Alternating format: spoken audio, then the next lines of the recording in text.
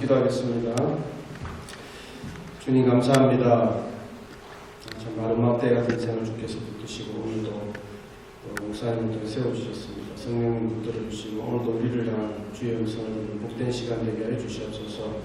감사하고 찬양합니다. 존귀하신 예수님의 이름으로 기도합니다. 아멘. 네, 요셉 너무나 유명한 인물 아닙니까? 여러분 요셉 하면 뭐가 떠오르세요? 아마 오늘 제목 그대로일 것 같습니다. 꿈의 사람 요셉. 아마 설교를 수없이 들으셨을 거라고 생각합니다. 이집트 왕자 2에서도 요셉은 킹 오브 드림 이렇게 해서 무비로도 나왔었죠. 이거 요셉이 하나님 주신 꿈을 꾸고 그 꿈대로 된 거죠. 그래서 많은 사람들은 요셉을 꿈의 사람이라 이렇게 말합니다. 그래서 많은 설교 아마 여러분들 그렇게 들으셨을 겁니다. 우리도 요셉처럼 꿈꾸는 사람이 되자고. 그렇죠? 미래는 꿈꾸는 자에게 열려있다고. 우리도 삶의 현실의 어려움에 낙심하지 말고 긍정적인 미래를 꿈꾸는 자가 됩시다. 이렇게 많이 들으셨을 거예요. 이게 좌절하고 낙심하자라는 것보다는 훨씬 낫습니다. 또 성경에 이런 부분들이 적지 않게 있죠. 그러나 실제로 오늘 요셉의 삶을 보면 성경이 말하고자 하는 거하고 좀 거리가 있어요. 저는 그런 얘기 별로 안 좋아합니다. 나는 꿈꾸는 사람입니다. 단지 요셉은 꿈을 꿈으로 현실의 고난을 이겨내고 미래를 긍정적으로 만들어내는 긍정의 사람이 아닙니다. 겉으로 보기엔 그래요. 그러나 성경이 말하는 요셉은요, 하나님의 사람입니다. 하나님의 사람. He's man of God. 그죠? 하나님께서 그의 삶에 찾아오셨고, 하나님께서 그에게 말씀하셨고, 그는 말씀 안에서 인내로 믿음으로 살았던 믿음의 사람이에요. 그래서 하나님께서는 우리에게 요셉을 통해서 말씀하시고, 우리가 요셉이 되기를 바라십니다. 먼저 요셉의 꿈을 보시면, 꿈이 여러분 능동태가 아니고 수동태예요. 그죠? 여러분 꿈 꾸실 때 오늘 목사님도 꿈 얘기하셨지만 그런 꿈 꾸고 싶어서 꾸셨나요? 여러분 오늘 좀 꿀꿀한데 돼지 꿈이나 꿔볼까? 하고 주무시면 돼지 꿈 꾸세요? 여름에 복날이다 그러면 보신탕도 못 먹으니까 개꿈이나 한번 꾸자 하시면 개꿈이 꿔지냐고요? 물론 인간 그 정신세계에 집중하는 것이 꿈으로 나타날 때도 있기도 하죠. 그러나 대부분의 경우는요, 꿈은 예기치 않게 그냥 꾸어지는 거예요. 우리는 어떤 꿈을 꾸게 될지 모릅니다. 그런데 요셉이 꾼 꿈은 단순한 꿈이 아니에요.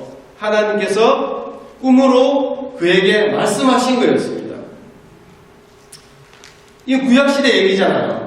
그러면 신약시대에 사는 우리에게도 여러분 하나님께서 꿈으로 말씀하실까요? 예, 아멘 하십니다. 저도 그렇게 믿습니다. 15년 전에 한국에서 그렇게 좀 이슈가 됐죠. 논쟁이 됐었어요. 지금도 하나님이 꿈으로 말씀하시는가? 그러다가 이제 시들었는데요. 저는 그렇게 말씀하신다 믿습니다. 제가 예수님을 믿기 전에도요, 하나님 저에게 꿈으로 말씀하셨어요. 그런데 그때는 영적인 감각이 없으니까 이게 무슨 뜻인지 해석을 못했어요. 그런데 예수를 믿고 나니까 그게 뭔지를 알겠어요. 분명하게. 하나님은 지금도 꿈으로 말씀하십니다. 저도 나나야에서 6년간 단임 목회를 하면서 저는 꿈으로 특별히 교회 상황이나 하나님 말씀하신 것을 받은 적이 거의 없어요. 근데 아내에게 하나님이 꿈으로 이렇게 여러 번 말씀하셨어요. 그러면요, 하루는 그러는 거예요. 무슨 집사님이 새벽 기도를 안 나오신다는 거예요. 근데 지금 잘 나오고 계시거든요? 무슨 소리야, 지금. 그런데요, 실제로 2, 3주 지나고 그때부터 새벽 기도 안 나와요. 근데 단순히 무슨 건강의 문제가 아니고 좀 이렇게 틀어진 거죠. 뿐만 아니라 몇 번 더 있지만 다 말씀드릴 수는 없어요. 하나님 그렇게 말씀하셨어요. 여러분, 영적인 꿈과 계획 꿈에 분명한 차이가 있죠. 어떤 차이가 있나요? 계획 꿈은요, 블록버스터 영화를 찍은 것 같아요. 근데 일어나면 어떻습니까? 합니다. 도대체 못 걷지?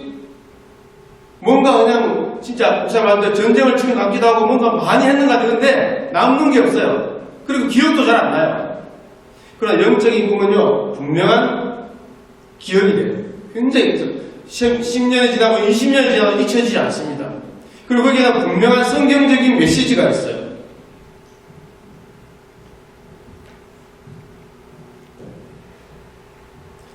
근데 꿈을 여러분 추구하지 마세요. 꿈을 추구하지 마십시오. 주님, 나도 꿈에 한번 나타나 주세요. 이런 기도 하지 마십시오. 그럼 잘못될 수 있어요. 우리는 뭘 추구합니까? 말씀을 추구하죠. 아내가 꿈을 받은 것도요, 꿈 그렇게 구해서 한 거 아니에요. 그냥 말씀 묵상하고 기도하는데 하나님이 그렇게 말씀하신 거죠. 여러분, 우리 영적 체험의 교과서가 뭡니까? 영적 이 체험이 하나님께로 온 거다, 아니다, 뭐로 분별할 수 있어요? 성경이죠, 성경. 성경이 뭡니까? 무슨 말이에요? C-A-N-O-N, 캐논 아닙니까? 캐논이 무슨 말이에요? 기준 잣대예요. 성경을 통해 이거는 옳은 거다, 아닌 거다라고 우리가 분명히 알 수 있다는 말이죠. 여러분, mormon교를 창시한 요셉 스미스의 체험을 보면 놀라워요. 14살짜리 아이가 무슨 기도를 하냐면요, 하나님, 진짜 진정한 교회가 뭡니까? 어느 교회입니까? 하고 기도합니다. 어느 교회 가야 됩니까? 그러니까 예수님이 나타나셨대요, 그에게. 그리고 하신 말씀이 뭐냐면 이 시대에 진짜 교회가 없다는 거예요. 저는 그런 적 없거든요. 얼마나 놀라운 체험이에요. 그리고도 이후에 천사가 나타나서 그에게 말했고 그가 말한 대로 놀라운 일이 일어나요. 그런데 그 말한 내용이 뭐예요? 기존의 기독교를 전혀 인정하지 않는, 사도들로부터 내려온 종교개혁의 전통을 이어받은 개신교의 그러면 전혀 맞지 않는 거죠. 여러분, 체험보다 성경이 우선입니다. 이 순서 바뀌면요, 미혹당할 가능성이 굉장히 많습니다. 제 사회 같은 교회에서도 그런 일이 있었어요. 아마 한때 떠들썩했죠. 2011년에 해롤드 캠핑이라는 미국의 목사님이 예수님이 2011년 5월 21일 날 오신다 또 그러셨잖아요. 근데 안 오셨잖아요. 근데 이 집사님도 참 신령한 분이에요. 정말로 제가 봐도. 정말 혼자 계신 분이고 기도하시는 분이고 주님 사랑하는 분이에요. 근데 그분도 기도하다 보니까 그럴 것 같더래요. 필링이 그럴 것 같더래요. 그리고는 교인들이 막 얘기해요. 교회가 난리가 났죠. 안 오셨잖아요. 여러분, 기도하다가 어떤 음성이 들릴 수도 있고요, 어떤 느낌이 올 수, 영적인 느낌이 올 수 있어요. 잘 분별하셔야 됩니다. 요즘 시대에 얼마나 미혹들이 많은지 모릅니다. 제가 책을 하나 추천하자면 존 비비어 목사님의 음성을 좀 추천드리고 싶어요. 음성. 이 이단의 문제가 아니라 교회 안에 잘못된 하나님의 음성이 많다는 거예요. 저도 목회하면서 막 경험을 했습니다. 많습니다. 특별히 우리 시대. 아마 가면 갈수록 더 할 거예요. 또 제시펜 루이스의 영을 분별하는 그리스도라는 책이 있습니다. 예가 되시면 또 더 보시면 좋겠죠. 우리 시대에 이미 많은 미혹들이 있습니다. 앞으로 여러분 더 심할지는 모릅니다. 왜냐하면 마귀는 어때요? 마지막이 가까움을 볼수록 더욱더 강하게 역사하거든요. 마태복음 24장에 이렇게 말하지 않습니까? 거짓 그리스도들과 거짓 선지자들이 일어나 큰 표적과 기사를 보여 할 수만 있으면 택하신 자들도 미혹하리라. Great signs and miracles to deceive even the elect. 택한 받은 우리조차도 미혹하려고 그렇게 한다는 거예요. 그래서 너무 능력 좋아하지 마시고요, 너무 기적 좋아하지 마세요. 특별히 우리 시대가 그렇습니다. 오늘 우리가 요셉, 꿈의 사람 요셉을 살펴보겠습니다. 그리고 하나님께로부터 온 그 꿈이 뭔지 한번 생각해보는 시간 가지도록 하겠습니다. 자, 오늘 본문의 37장을 보시면 요셉에 관해서 구체적으로 나오는 어떻게 보면 처음 구절이죠. 요셉은 창세기 30장에 태어났습니다. 라헬의 첫 아들로 태어났죠. 요셉은 성경에서도 가장 사랑받는 인물 아닙니까? 그래서 많은 분들이 영어 이름을 조셉으로 짓죠. 그렇죠? 누가 여러분 가론 유다 이렇게 이름 그 사람 맞습니까? 김삽비라 이런 사람 봤어요? 이 가론 유다 못 보셨죠? 요셉은 너무 사랑받는 이름이죠. 데이빗, 조셉. 그렇죠? 그만큼 성경에 사랑받는 인물입니다. 근데 오늘 본문의 요셉을 보시면요. 어떤 요셉을 여러분 보이세요? 나이가 분명히 나오죠. 17세입니다. 17세. 17이죠. 이 본문을 보시면 혹시 부잣집에서 귀염받는 버릇없는 아이처럼 여러분 보이지 않으십니까? 명품으로 치장하고 그렇죠? 아빠의 특별한 사랑을 받는 오늘 본문은요, 야곱의 가족이 이제 20년간의 하란의 라반의 집에서 나와서 가나안 땅으로 이제 정착한 삶을 보여주죠. 그는 아주 지금 오늘 본문은 철없는 고자질쟁이처럼 보입니다. 테일 텔러처럼, 테일. 맞습니까? 두 가지 이유죠. 첫 번째 왜 그래요? Bad report about them. 그죠? 그 형들의 잘못을 아버지에게 고자질했어요. 두 번째는요, 그는 채색 옷을 입고 있습니다.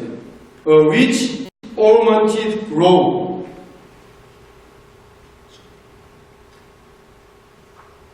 이렇게 실제로 해석한 성경 주석도 있습니다. 그리고 전도사 때 저도 그렇게 설교했던 것 같습니다.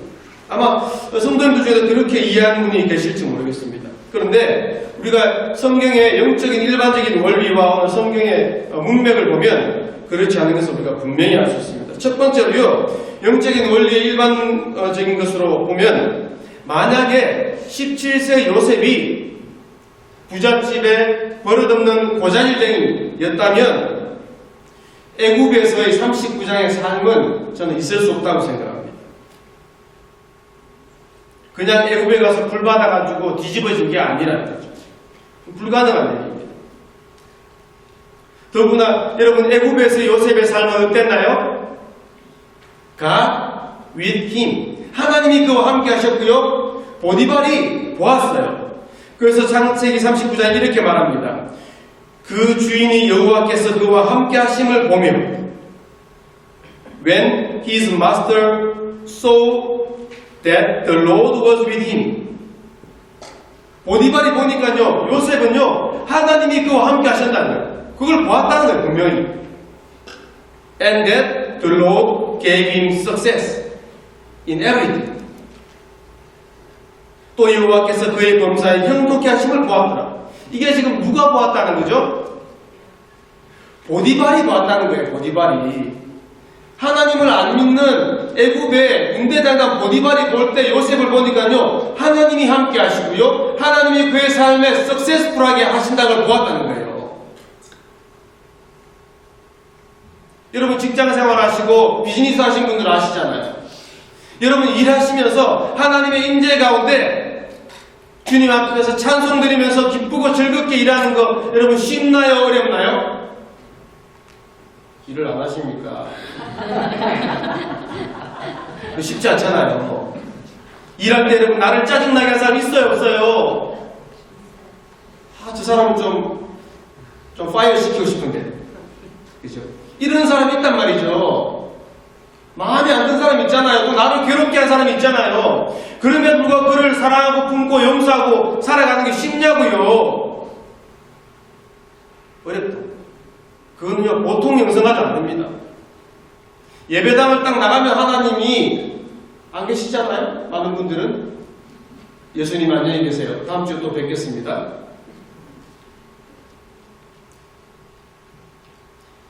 그가 철없는 아이였다면요, 이럴 수가 없어요. 불가능. 우리 삶에서 알잖아요. 여러분 중에 혹시 집사님을 보니 정말 하나님이 살아계시군요. 하나님이 당신의 삶을 축복하시네요. 여러분 이런 고백을 들으신 적 있습니까? 나도 당신이 믿는 하나님 믿고 싶어요. 어느 교회 다니세요? 절 데려가 주세요. 이런 분 혹시 경험하셨어요? 얼굴 색깔 안 좋으시네요. 참 저도 자신이 없어요. 쉽지 않아요, 이거. 보통 은혜 가지고 안 됩니다. 불신자들로부터 인정받는 사람은요, 하나님의 놀라운 은혜가 아니면 이거 불가능한 거예요. 근데 요셉이요, 17살짜리가 그랬다는 거예요.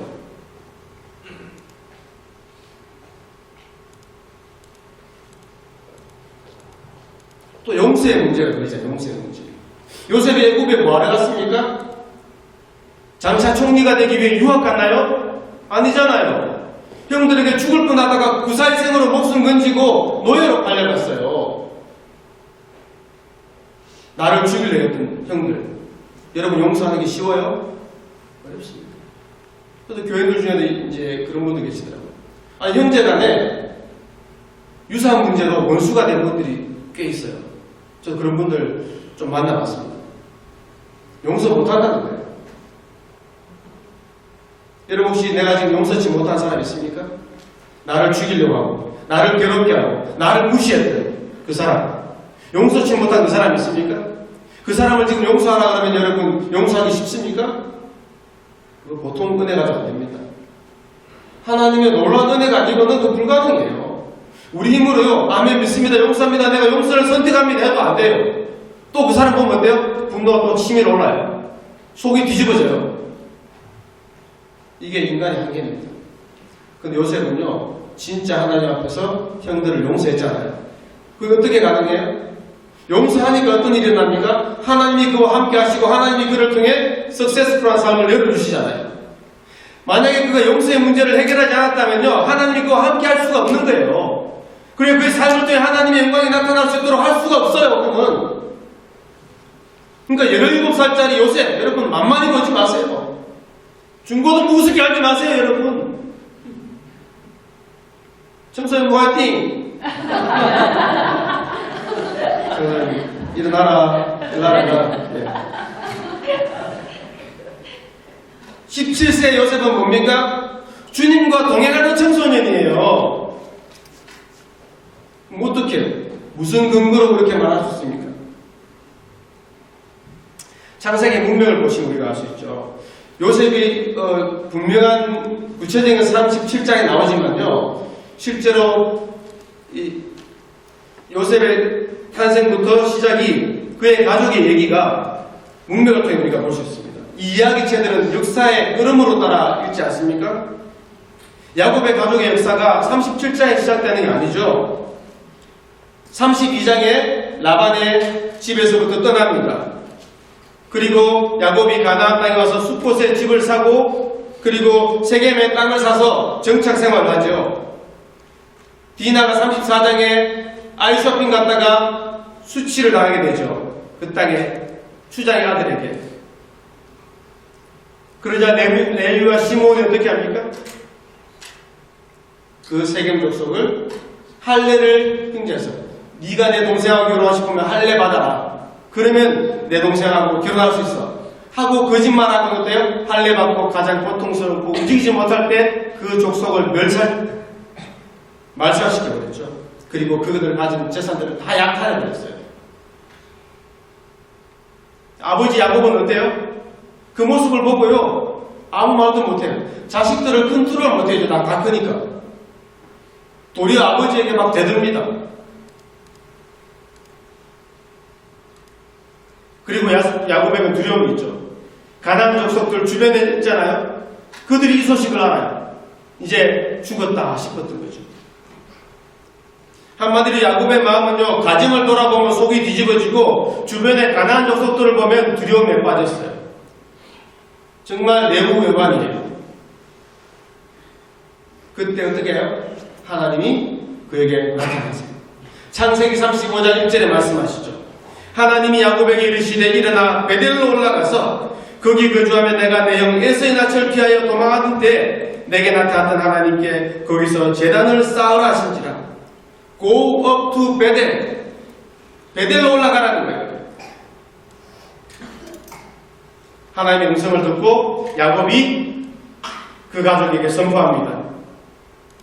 너희 중에 이방 신상들을 버리고 자신을 정결하게 하고 너희들의 의복을 바꾸어 입으라. 우리가 일어나 베델로 올라가자. Let us go to 베델. 그랬었대요. 그렇게 말한 듯은 아웃 오브 컨트롤이던 그의 자녀들이 어떻게 반응합니까? 4절에 이렇게 반응합니다. 그들이 자기 손에 있는 모든 이방 신상들과 자기 위에 있는 귀보리들을 야곱에게 주는지라. 아버지 회개합니다.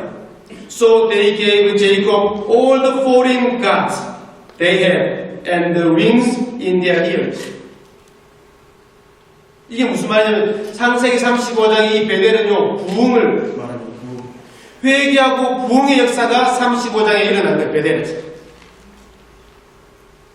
그리고 35장 하반절에 르우벤이 간통 사건이 일어나게 되고 36관에 에서의 족보가 나오고 37장이 바로 오늘 일간 본문입니다. 그러니까 37장의 배경은 뭐예요? 베델에 부흥이 일어난 이후에 다시금 야곱의 아들들이 어떻게 된 거예요? 죄에 빠져버린 거예요. 부흥 이후에 다시금 신체로 들어간 거예요. 35장 하반절에는 르우벤이 간통했다 나오죠. 37장 2절 오늘 본문에 뭐합니까? 그들의 과실 이렇게 나옵니다. 그러니까 르우벤도 잘못했고요. 다른 형제들도 똑같이 잘못했어요. 근데 이 과실이라는 거예요. 프루트가 아닙니다. 프루트가 아니고 뭐예요? 이 히브리어로 라라는 거예요. 라는 뭐냐면요. 도덕적으로 악하다는 거예요. moral depravity 말합니다. 그리고 또요, wicked man을 말해요. wicked man. 또요, 악을 좋아하는 사람. 요셉은요, 단지 새침대기처럼 형들의 단순한 잘못, 별것도 아닌 문제 아버지에게 고자질쟁이가 아니라 뭘 말한 거예요? 그들의 하나님이 원하지 않으시고 기뻐하지 않으시는 악한 죄악들을 고발한 거예요. 도덕적으로 악한 것. 하나님이 싫어하시는 그 악, 그 죄악들에 대해서 아버지에게 말씀드린 거예요. 요셉의 형들이 이런 죄를 지은 사람입니다. 그래서 2절에 보면 요셉이 아버지에게 말하였더라 이렇게 되어 있죠. 우리말로는 그냥 말하였더라 되어 있고요. NLT는 어떻게 되냐면 report. 그냥 보고했다 되어 있고요. 뉴킹 제임스하고 NIV는 brought, 그냥 갖다 줬다, 가져왔다 이거죠. 그러니까 이 단어는 뭐냐면요. 이 보호라는 단어. 히브리어 보호는 뭐냐면 어떤 주관적이고 의도적인 고자질이 아니고 단순히 그냥 객관적인 사실을 가지고 갔다는 거예요. 그리고 그것이 이게 히필령 공사가 지금 계속 반복되는데 이게 뭐냐면요. 그 보고가 어떤 결과를 낳았다는 문제를. 요셉은 형들이 하나님 말씀에 거역해서 범했던 그 악한 죄들을 아버지에게 말씀드렸던 거예요. 이거는 단순한 문제가 아니에요.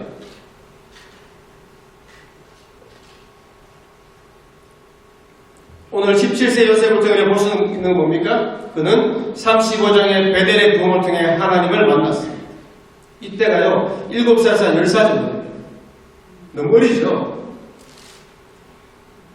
근데 실제로 여러분 교회사의 많은 인물들을 보면요 그때 주님 만난 사람도 있습니다. 유명한 주석가 매튜 엘리드 11살 때 만났고요.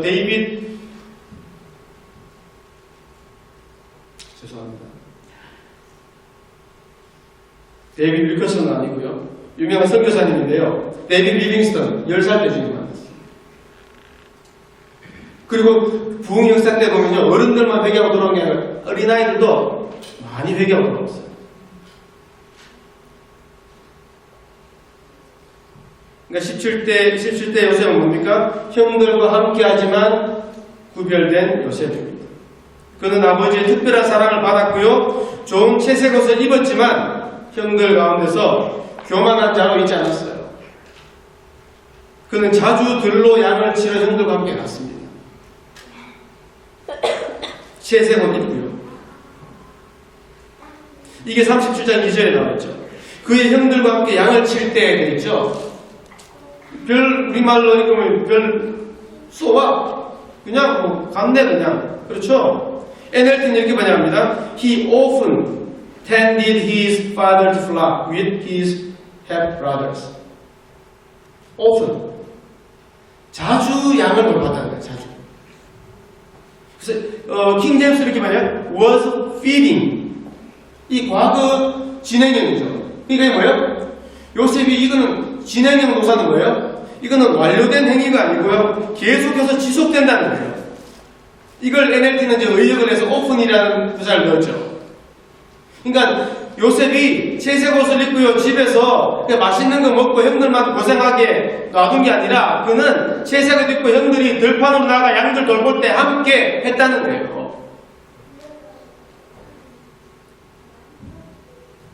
그런데 나가서 형들을 보니까요. 집에 있을 때는 아버지 앞에서 착한 척하고는 형들끼리 있을 때는 온갖 나쁜 짓 다 하는 거예요. 그리고 요셉 보고도 하라 그러는 거예요.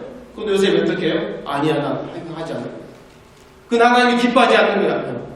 형, 이거는 주님이 원하지 않으셔. 그는 계속해서 형들 사이에서 왕따로 자란 거예요. 형들의 죄에 동참하지 않았을 뿐 아니라 형들을 돌이키려고 한 사람이 바로 요셉입니다.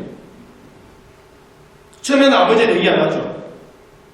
계속 그가 기도하고 또 형들에게 타이르고 얘기합니다. 그런데 상태가 어떻게 돼요? 형들이 리슨하지 않아요. 계속해서 죄악으로 달려갑니다. 그러다가 요셉은 아니겠다, 안 되겠다, 더 이상은 하고는 아버지에게 그 죄들을 말하게 되죠.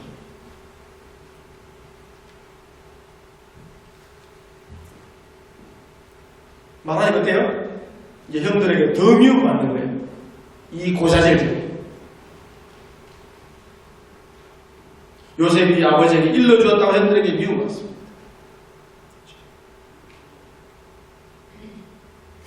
요셉이 언제 이렇게 어린 나이에 하나님을 만났나요? 35장에 보세요. 이때 어떤 일이 납니까? 형들과 그런 시간들을 지속적으로 보내다가 기도하고 변화되지 않고 그런 모습 속에 그는 낭망하지 않고 아버지에게 보고하게 되죠. 형들의 죄악들. 그리고 일어난 일이 그의 삶이 뭡니까? 하나님이 그에게 꿈으로 말씀하셨죠.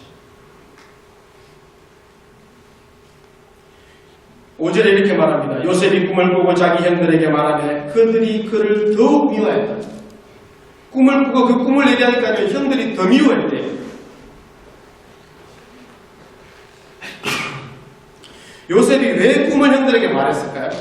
여러분, 꿈의 내용을 보면요, 이거는 어려운 내용이 아니에요. 아버지도 쉽게 알았고요, 형들도 알았어요. 꿈을 얘기하니까 형들의 반응이 뭡니까? 너 잘났다. 그래, 너 잘났어. 아버지도 뭐랍니까? 예의 버릇없는 놈. 오냐오냐 해주니까 이게 막 나를 오르려고 그러네? 하고 아버지도 책망하고요, 형들은 더 미워해버렸어요. 왜 요셉이 꼭 꿈을 얘기했을까요? 눈치가 없어서 그럴까요? 형들이 그에게 거친 언어를 쓰고 좋아하지 않는 걸 알아요. 지금 그가 왕따인 걸 압니다. 그럼에도 불구하고 그가 꿈을 꾸고 그 꿈을 얘기할 수밖에 없었던 게 이유가 뭔지 아십니까? 그 꿈을 말했을 때 형들이 그를 더 싫어하게 될 줄도 그는 알았어요. 그러나 그는 그 꿈을 얘기할 수밖에 없었습니다. 얘기하지 않을 수가 없었어요. 왜 그렇습니까? 눈치 없어서 그런 거 아니에요. 자랑하기 좋아서 그런 거 아닙니다. 5절에 요셉이 형들에게 말했다, 이 말은 여러분 무슨 말인지 아세요? 이게 히브리어로 나가드인데요. 나가드의 중요한 뜻 중에 뜻이 있어요. declare, 선언한다는 거예요. and prophecy, prophesy, and stand against. 요셉이 형들에게 말했다는 건 무슨 말이에요? 그 꿈에 대해서 선언했다는 거고요. 그 꿈을 예언적으로 선포했다는 거예요.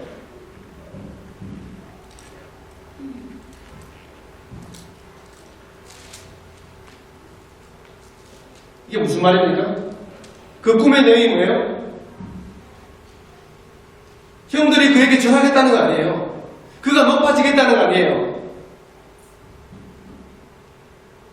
그는 아마도 요셉의 가정에 죄가 가득한 것을 보고 그는 낙심했을지 모릅니다. 왜냐하면 계속해서 형들에게 얘기하던 형들은 그 죄악을 그치지 않습니다. 그리고 아버지에게 얘기했는데 아버지는 힘도 없어요. 그래서 낙심이 되고 포기하고 싶은 마음이 아마 이때 요셉에게 들었었던 것 같아요. 그런데 하나님이 그에게 꿈으로 나타나 말씀하셨습니다. 꿈의 내용이 뭡니까? 내가 너를 높이겠다는 거예요. 내가 너를 안다는 건 아닙니까? 그는 눈물로 기도했지만 상황이 호전되어지지 않았습니다. 그래서 이제 지치고 피곤하고 포기하고 싶은 마음이 들었습니다. 그러나 하나님이 그에게 꿈으로 말씀하셨습니다. 네가 틀린 게 아니야. 내가 너와 함께해. 내가 너를 높여줄 거야. 내가 너를 세워줄 거야. 이게 요셉의 꿈이에요. 요셉은 뭘 고민했습니까? 자기가 성공한다는 소식이 신나서 하는 게 아니에요. 그는 그 꿈을 말하지 않을 수 없었습니다. 왜냐하면 그 집안이 어떤 집안입니까? 하나님의 약속을 받은 교회가 아닙니까? 그가 형들과 아버지에게 그 꿈을 말한 것은요, 바꿔 말하면 이런 거예요. 형, 우리 집안은 망하지 않아. 하나님의 아브라함 할아버지를 통해 약속하신 그 약속 끝나지 않았어. 하나님 우리를 포기하지 않았어. 우리가 죄악 가운데 있음에도 불구하고 하나님 우리를 안 버리셨어. 하나님 우리 살려주신대. 이게 여러분 요셉의 꿈입니다. 그러니까 요셉이 여러분 신나겠어요? 안 나겠어요? 그래서 그는 하나님의 음성을 듣고 그 말씀을 예언적으로 선포하는 거예요. 아버지, 하나님의 축복이 계속될 겁니다. 힘내세요, 아버지. 아버지, 언약의 조상이 아니십니까? 그렇게 말하는 거예요, 아버지에게. 그래서 이게 9절, 10절 가보면 또 말하다 나와요. 요셉이 다시 꿈을 꾸고 그 형들에게 말하여 이르되, 10절에 보시면요, 아버지에게도 또 말합니다. 그런데 이 9절과 10절은 또 달라요. 이거는 무슨 말이냐면요, cry out, shout라고 해요. 근데 하나님은 또 다른 꿈으로 그 내용을 확증해 주셨어요. 그러니까 그때 요셉은 더욱더 확신해졌습니다. 그래서 왜? 큰 소리로 외치는 거예요. 큰 소리로. 이 마치 이런 것 같아요. 여러분, 예수님께서 왜 핍박을 그렇게 많이 받으셨을까요? 그렇게 좋으신 분이. 그렇게 훌륭하신 예수님을 왜 그렇게 사람들 못 살게 굴었을까요? 이유가 뭡니까? 여러분, 예수님이 진리를 말하셨기 때문이에요. 성령의 인도를 따라 진리를 말하시자 구원의 역사가 일어나면서 마귀의 정체가 드러났어요. 그러니까 원수 마귀가 예수님을 공격하기 시작했죠. 요셉 여러분 꿈을 선포하자 그 꿈 때문에 그는 더 미움을 받게 돼요. 예수님과 구조가 똑같습니다. 하나님 말씀을 받았고 그 말씀을 선포하자 그는 그것으로 더 미움을 받게 돼요. 예수님께서 타협하시고 성령의 인도대로 설교하지 않으셨으면요, 미움도 안 받으시고요, 장수하셨을 거예요. 주민번호 보면 2000살 충분히 살 수 있는 분입니다. 무드셀라의 기록을 깰 수 있는 분이에요. 근데 그렇게 안 하시잖아요. 진리가 성령으로 선포되자 진리를 선포할수록 더 많은 반대를 받으셨죠. 지금 요셉에게 일어나고 있는 게 그거예요. 요셉의 꿈을 선포하자 일어나고 있는 반대, 그를 죽이려고 하는 형들의 분노, 그것이 바로 예수님을 죽이려 했던 유대 종교 지도자들과 같은 거예요.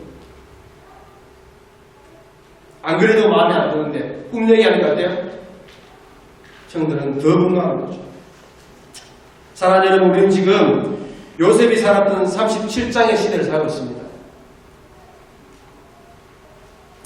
야곱의 집은 35장에서 베델에서 부흥을 경험했지만 다시금 침체의 너그로 빠져들고 말았습니다. 그리고 이 야곱의 집의 부흥을 하나님께서는 요셉을 통해 하고자 하십니다. 야곱의 집은 뭡니까? 바로 교회입니다. 교회. 교회 역사는요, 부흥과 침체의 반복이었습니다. 16세기 종교개혁이 일어나죠. 그리고 그러면 100년이 채 지나지 않아서 17세기는 어떤 시대를 말하냐면요, 신앙 고백 시대라 말합니다. 신앙의 교리만 남았어요. 뜨거운 마음과 진실은 사라져버렸습니다. 100년이 채 지나지 않아서 교회는 화석화되어 버렸습니다. 그리고 또다시 하나님은 그분의 종들을 통해 부흥의 물기를 일으키셨죠. 18세기 영적 대각성을 일으키십니다. 요한 웨슬레와 조지 휘필드와 또한 조나단 에드워드를 통해 일으키십니다. 그리고 그 부흥이 지나가자때요, 또 교회는 침체의 늪으로 빠져듭니다. 그리고 시간이 지나고 20세기에 또다시 하나의 부흥을 일으키시고 웰즈의 부흥을 일으키시고 평양 대부흥까지도 오게 되지 않습니까? 그 평양 대부흥이 대한민국 교회의 기초가 되셨습니다. 여러분, 요셉이 처한 현실과 지금 우리의 현실은 너무나 유사합니다. 우리는 부흥을 지나서 깊은 침체의 시기에 들어와 있습니다. 요셉의 집은 부흥 이후에 침체와 죄악에서 또다시 허덕이고 있어요.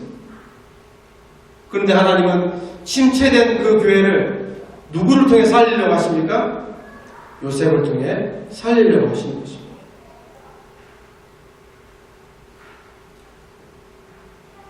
이 침체 현실을 바라보는 요셉의 태도가 어떻습니까? 형들을 정죄하고 판단하는 모습이 아니죠. 그는 기도하고 품고 말하고 설득하고 하나님 앞에 무릎으로 나갔습니다. 그러자 하나님께서 그의 기도를 들으시고 어떻게 하십니까? 꿈으로 말씀하십니다. 내가 너를 통해 이 가정을 살리겠다. 내가 너를 통해 교회를 살리겠다. 주님께서 말씀하십니다. 여러분, 우리 죽어가는 대한민국 교회 여러분, 누가 살릴 수 있습니까? 누가 살릴 수 있습니까? 식어져가는 이 교회를 누가 살릴 수 있습니까? 요셉만이 살릴 수 있습니다. 하나님은 우리를 요셉으로 부르셨습니다. 연약함도 있을 수 있고요, 흠도 많을 수 있습니다. 여러 가지 어려움이 있을 수 있습니다. 그러나 그럼에도 불구하고 교회를 살릴 수 있는 사람은 요셉인 것입니다. 누가 이 죽어가는 기독교를 살릴 수 있습니까? 요셉 같은 자. 하나님의 말씀을 붙들고 죄와 피 흘리기까지 싸우고 거룩함 가운데 거하는 그 사람, 하나님은 그 사람을 통해, 그 요셉을 통해 죽어가는 이 침체의 터널을 뚫고 새로운 부흥 역사를 오게 할 것입니다. 분명한 것은요, 비판하고 판단하는 사람은 결코 이 자리에 설 수 없다는 것입니다. 사랑하는 사람만이 요셉이 될 수 있고요, 용서하는 사람만이 요셉이 될 수 있습니다. 누가 요셉같이 하나님의 교회를 사랑하고 나가시겠습니까? 하나님 우리를 요셉으로 부르셨습니다. 하나님은 지금도 요셉과 같은 자들을 찾으십니다.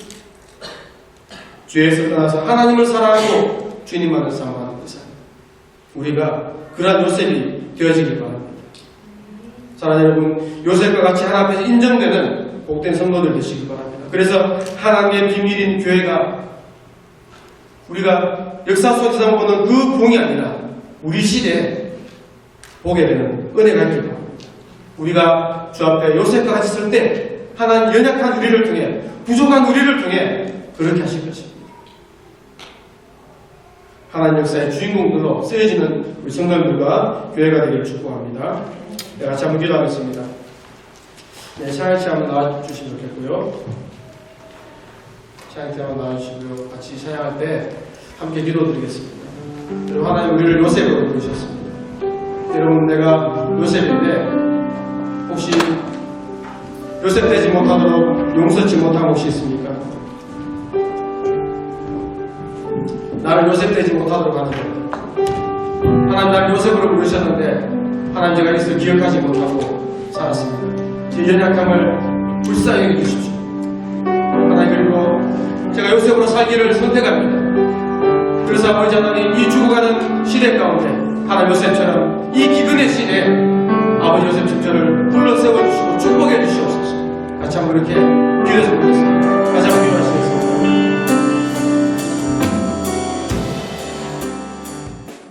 아버지 감사합니다. 하나님, 우리가 요셉이 창세기 37장에 처한 이 현실을 기억합니다. 하나님이 놀라운 꿈을 주셨지만 그 꿈의 은혜를 다 잊어버리고 침체 가운데 죄악에 또다시 뒹굴고 있는 하나님 모습, 바로 그것이 우리 시대의 우리의 모습임을 정직히 인정합니다. 하나님 은혜와 긍휼을 베풀어 주시고 십자가 붙들고 다시 한번 무릎 꿇고 나갈 때 하나님이여, 우리가 죄악 가운데 살아가는 자가 아니라 요셉과 같이 하나님 죄와 구별되어서 순결함 가운데 하나님 이 시대의 어둠을 깨뜨리고 하나님의 부흥을 가져오는 하나님의 사람들로 쓰임받을 수 있도록 축복하여 주시옵소서. 감사합니다. 존귀하신 예수님의 이름으로 기도합니다.